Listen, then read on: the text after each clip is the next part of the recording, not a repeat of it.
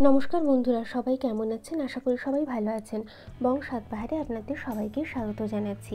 এর আগেই কচু শাকের কোড়া রেসিপি শেয়ার করেছি আপনাদের সাথে, আর বলেছিলাম শাকের রেসিপি শেয়ার করব। সেই জন্য আজকেই সেই রেসিপি নিয়ে চলে এসেছি। এবারে এটা ভালো করে এরকম বাইরের খোসাটা ছাড়িয়ে নেব, তারপরে পিস পিস করে কেটে নেব। এই সময় যদি শাকে বেশি মাটি লেগে থাকে বা ধুলো লেগে থাকে, তাহলে একটা ভেজা পরিষ্কার কাপড় দিয়ে মুছে নিতে পারেন। তারপরে এভাবে পিস পিস করে কেটে নিতে হবে। এই সময় হাতে একটু তেল ব্যবহার করতে পারেন, কারণ এর একটু কষ থাকে তো, বা অনেকেরই ভীতি থাকে এটা চুলকোয়। কিন্তু আমাদের বাড়িতে তো এগুলো চাষ নয়, বাজার থেকে কিনে আনা সব শাক কিন্তু সেরকম নয়। তাই আর কিছু সতর্কতা অবলম্বন করলে আর কোনো ভয় থাকে না, ওই জন্যে তেলটা ব্যবহার করা। এইভাবে ভালো করে কেটে ধুয়ে নিলাম। এবার আমি প্রেসার কুকারে সেদ্ধর জন্য লবণ আর অল্প একটু তেঁতুলের পাল্প ও সামান্য একটু জল দেব, কারণ সেদ্ধ হয়ে যাওয়ার পর এর থেকেই জল বেরোবে। ওই জলটা সেদ্ধ হয়ে যাওয়ার পর ফেলে দিতে হবে। আমি মিডিয়াম ফ্লেমে 3টে সিটি দিয়েছি, আর রান্নাতে আমি মোরলা মাছ ইউজ করব, তাই ওটা ভেজে নিচ্ছি। আপনারা চাইলে চিংড়ি মাছ বা অন্য কোনো ছোটো মাছও ব্যবহার করতে পারেন।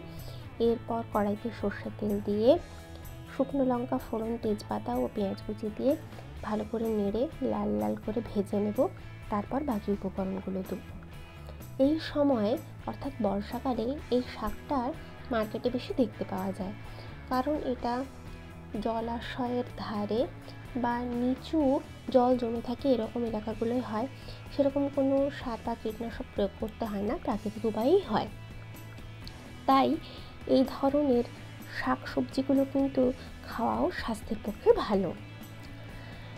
আচ্ছা, কষা হয়ে যাওয়ার পর আমি এখানে কাশ্মীরি লঙ্কা গুঁড়ো, হলুদ গুঁড়ো, সামান্য একটু চিনিটা দিলে স্বাদের ব্যালেন্সটা খুব ভালো হয়, স্বাদ মতো লবণ, আদা ও জিরে বাটা দিয়ে ভালো করে কষিয়ে নেব।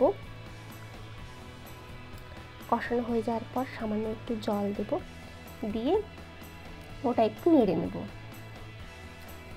নেড়ে জল ঝরিয়ে রাখা সেদ্ধ কচু শাকটা দিয়ে দেবো এতে।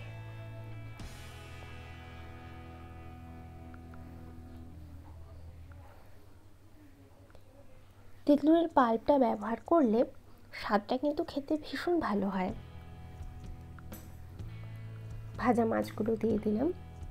এরপর একটু নেড়ে নেড়ে শুকনো শুকনো হওয়া পর্যন্ত অপেক্ষা করব, তাহলে কিন্তু রান্না একদম রেডি। গরম গরম ভাতের সাথে খেতে ভীষণ ভালো হয়। যদি রেসিপিটি ভালো লেগে থাকে তাহলে অবশ্যই একটা লাইক করে দেবেন, আর কমেন্টে অবশ্যই জানাবেন যে কেমন লাগলো, আর সাবস্ক্রাইব করে চ্যানেলটির পাশে থাকবেন।